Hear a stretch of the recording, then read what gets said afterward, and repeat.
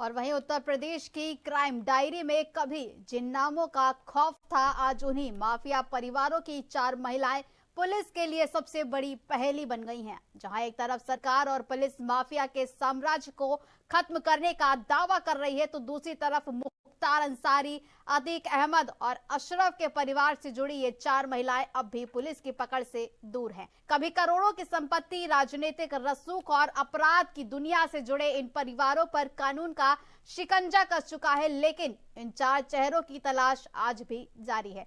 सवाल है कि आखिर पुलिस की तमाम कोशिशों के बावजूद ये महिलाएं कहां हैं? क्या ये देश छोड़कर फरार है या फिर किसी सुरक्षित ठिकाने पर पूरे मामले पर नजर बनाए हुए हैं? आज के इस खास पैकेज में दिखाएंगे कि यूपी के मोस्ट वांटेड माफिया परिवारों की उन 4 महिलाओं की पूरी कहानी, जिनकी तलाश में पुलिस की कई टीमें अब भी जुटी हुई हैं। मार्च 2024 में बांदा जेल में मुख्तार अंसारी की मौत हो गई थी।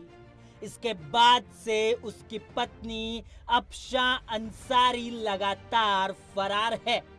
अब उसके खिलाफ हथियार लाइसेंस से जुड़े मामले में नया मुकदमा दर्ज किया गया है कि जिस अतीक अहमद के खिलाफ पीड़ित परिवारों ने मुकदमा दर्ज कराया, उसके परिवार के खिलाफ, वह समाजवादी पार्टी के द्वारा पोषित माफिया है और उसकी कमर को तोड़ने का काम हमारी सरकार ने किया है। और फिर मैं कहता हूं इसे हम इस माफिया को मिट्टी में मिला देंगे। सरकार किसकी है? सरकार किसकी है? ये माफिया है, इनको मिट्टी में मिलाने का काम करेंगे। जांच में सामने आया कि अफशा के नाम पर खरीदी गई रिवॉल्वर की खरीद बिक्री से जुड़े अहम दस्तावेज गाजीपुर जिलाधिकारी कार्यालय से गायब हैं।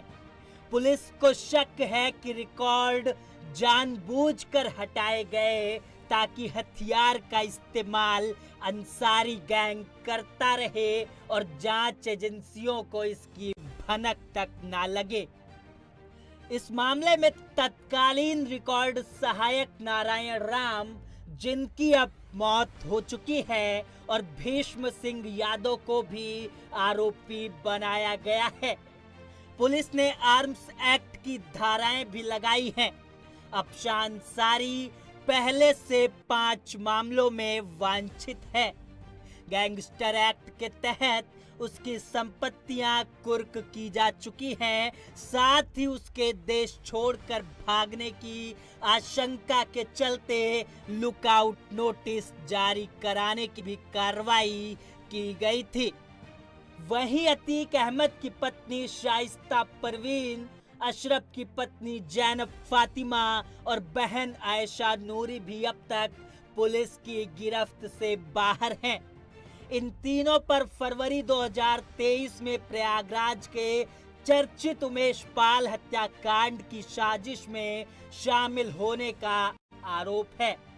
इस हमले में उमेश पाल और उनके 2 सरकारी गनर संदीप निषाद और राघवेंद्र सिंह की दिन दहाड़े गोली मारकर हत्या कर दी गई थी।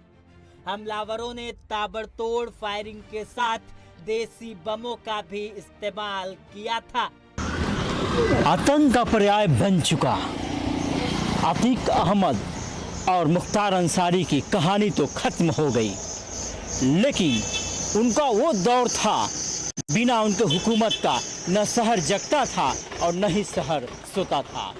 स्थिति यह हुई कि उनके इशारे पर ठेकेदारी मिलती थी और उनके इशारे पर सत्ता के गलियारे में लोगों को टिकट भी मिलता था। वो दौर था, लेकिन उस दौर को योगी सरकार ने जब खत्म किया तो दोनों की बीबियां आज फरार हो गई हैं। स्थिति यह है कि अतीक अहमद, अशरफ अंसारी और मुख्तार अंसारी की तीनों बीबियां और उसके साथ साथ अशरफ और अतीक की बहन भी आज भी पुलिस पकड़ से बाहर है। पुलिस उन्हें तलाश रही है, लेकिन आज तक चारों नहीं मिले। स्थिति यह है कि फाइल अभी तक खुला हुआ है और पुलिस लगातार ऑपरेशन चला रही है।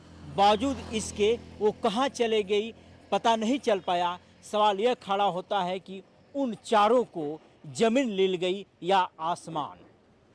हालांकि इसके बारे में जब हमारी आला पुलिस अधिकारी से बात हुई तो उनका मानना है कि अभी भी जो है ऑपरेशन जारी है। आखिर यह ऑपरेशन कब तक चलेगा, क्योंकि इसी ऑपरेशन के आधार पर योगी सरकार बनी थी और इसके साथ साथ लोकसभा में सबसे ज़्यादा सीट उत्तर प्रदेश में आया था। तो अब यह भी सवाल खड़ा होता है कि 2027 में चुनाव होना है और इसके साथ साथ क्या यह मुद्दा इसी तरह रहेगा या पुलिस चारों को पकड़ कर लाएगी।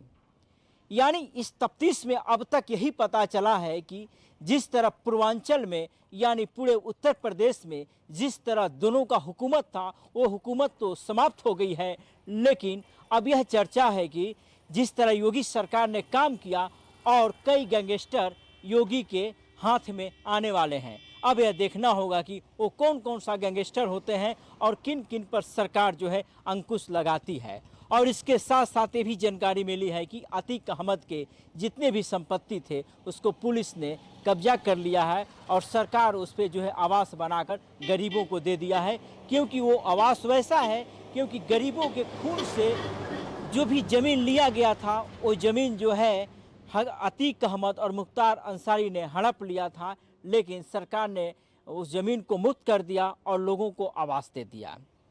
इस समय एनबी न्यूज़ के लिए कैमरामैन संदीप सिंह के साथ अशोक कुमार सिंह।